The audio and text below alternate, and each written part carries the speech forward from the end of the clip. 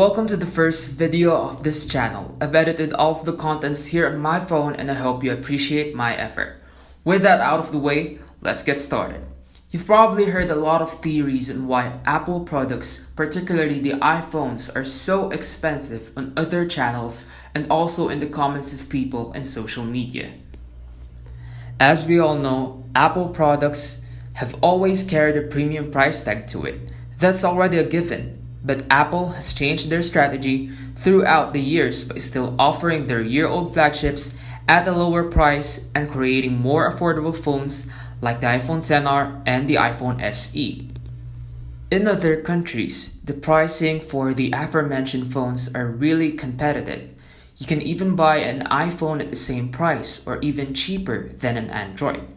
Would you believe that? Here in the Philippines, that's just on a rare occasion unless you're buying a second-hand iPhone. That's because here is where the iPhones have the highest price in Asia. One reason that has always been the answer of many keyboard wars on the internet is that Apple is paying for import and shipping taxes, which is valid of course, but so are the other companies. And yet, these other companies were able to keep the prices close to their home market. Looking at it at that perspective, it's still not the main reason. Besides, if you compare the prices of the iPhones in Japan and other countries aside from the US where Apple is based, they were able to lower the prices of their products. So why? Why are iPhones so expensive here in the Philippines and other countries? Well, based on my research, it's because Apple doesn't really penetrate the Philippine market and the market in other countries. The Apple Philippines website is actually Apple Singapore. Apple sells their products here in the Philippines and other countries that's not a large market or has a lower purchasing power through a third-party authorized reseller. Here in the Philippines, we have Switch, Power Mac, Beyond the Box, and iStore, which always runs out of stocks. That's the reason why Apple products, especially the iPhones, are so expensive here in the Philippines and other countries. Some of you might say, why isn't Apple entering a market or this market if the demand for Apple products are so high that these third-party authorized resellers are always running out of stocks?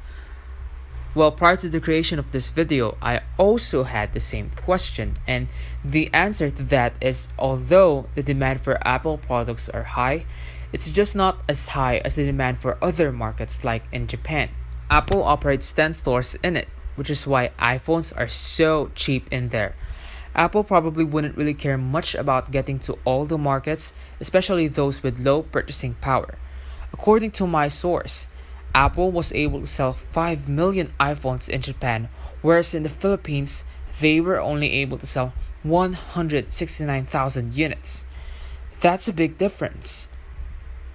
Before ending this video, I would just like to say that I love Apple, but it is what it is. Even though Apple products are really good in my opinion, they still need to penetrate more markets and stop letting third-party resellers to do what they should be doing. Just my opinion. Okay, I'll just keep it to myself. To give where the credit is due, I've linked the source in the description box of this video. Also, it's a more detailed explanation regarding this topic, so do check it out. Oh, and if you appreciate contents like this, please do like this video, leave your comments, start a discussion, and subscribe to this channel to get immediately notified. That's been it for the first video of Everything Research. Now, signing off.